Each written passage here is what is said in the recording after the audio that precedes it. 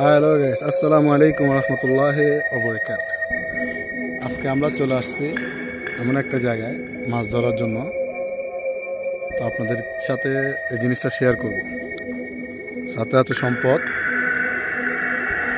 তারপরে নাইম, ফাহাদ, সবাই এক জায়গায় মাছ ধরতে আসছি। দেখেন অনেক সুন্দর, মাশাআল্লাহ। দেখেন কত সুন্দর, মনে হচ্ছে যে মানে কেউ প্রজেক্ট করে রাখছে এরকম অবস্থা।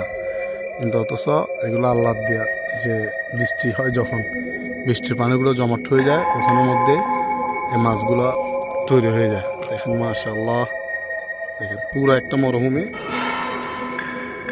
পুরোটাই মরুভূমি।